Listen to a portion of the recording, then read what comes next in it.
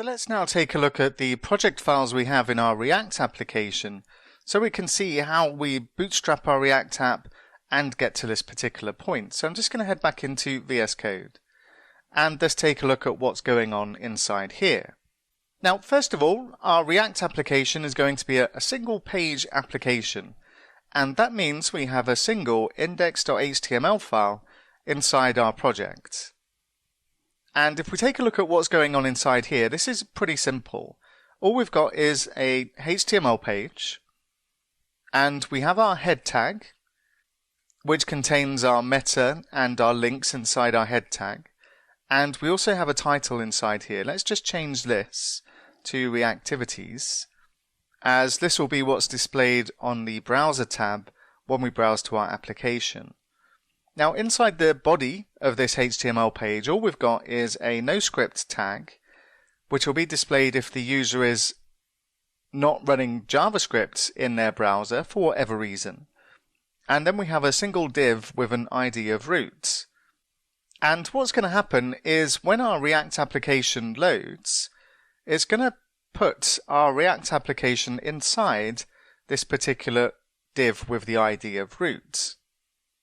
And anything inside here, if for example I just put in the title of our application, is going to be replaced completely by our React application.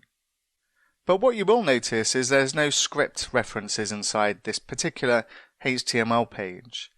And one of the things that Create React App uses is Webpack in the background, and one of the things that Webpack can do is inject JavaScript references into our index.html page. And by using Create React App, this is already set up and configured for us, and we don't need to worry about it. Our only focus is building our React application. So let's take a look at what uses this particular div to put our React application inside here. And if we take a look at the contents inside our client app, inside the source folder we also have an index.tsx file. And this is kind of like our root JavaScript file that's responsible for bootstrapping our React application. Now we've got a couple of imports here from React. We've got React and React DOM. And React is split into a few different libraries, and there's also a React Native version. But we're creating a web application, so we're using React DOM.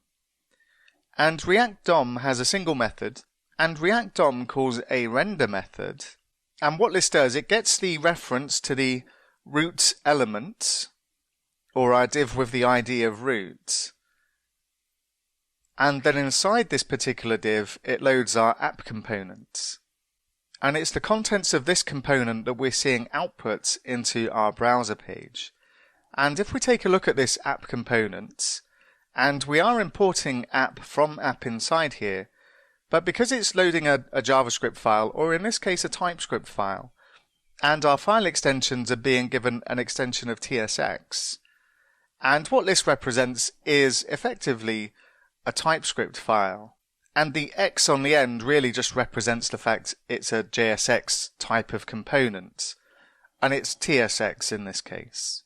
And if we go and take a look at our app.tsx, what we can see inside here is that once again we're importing React from React, and what we're returning from this particular component is what looks very similar to HTML, but this is in fact JSX. Now we're going to take a look at React concepts next, and then we'll take a look at what JSX actually is. But very briefly, what we're looking at here is not HTML, but it is actually JavaScript.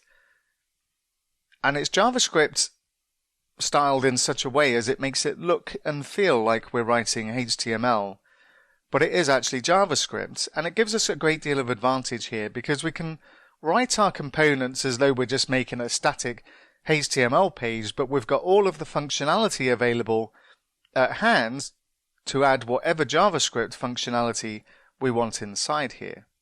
And like I say, we'll get deeper into what JSX is very shortly, but there are a couple of differences between what we're looking at here and HTML. And the first difference is that our image source, instead of being a string, it's wrapped in curly braces. And this represents executable JavaScript code. And in this case, we're just importing our logo from the file logo.svg and putting this as our source. And another difference we can see here is instead of this being called class, it's using class name. And the reason for this is that class is a reserved word in JavaScript. And because even though it doesn't look like it, this is actually JavaScript, React are not able to use the word class inside this particular JavaScript itself. They have to use class name instead. What we also have inside here is a package.json file.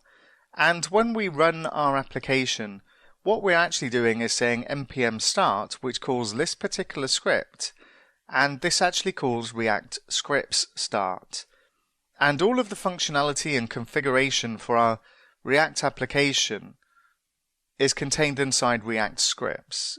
Now, we don't do anything with React scripts. We certainly don't modify React scripts. This is what Facebook provides us with, that provides all of our build configuration. And 99 times out of 100, this is probably good enough. If you ever wanted to add some advanced configuration to your React application, then what you could do is use the eject, and this will eject our React application from React scripts and allow us to modify the Webpack configuration directly if we needed to do so. Now, we're certainly not going to be doing that on this course, but it is an option if you actually needed to do so in your own application. But bear in mind, it's a one-way operation. Once you've done it, you can't go back. And you lose the ability to easily upgrade your React application to a later version as well. So this was a very brief overview of what's going on in our React project. And what we're going to take a look at next is just some React concepts. And we're going to discuss a little bit of theory around what React is and why we're using it for this particular application.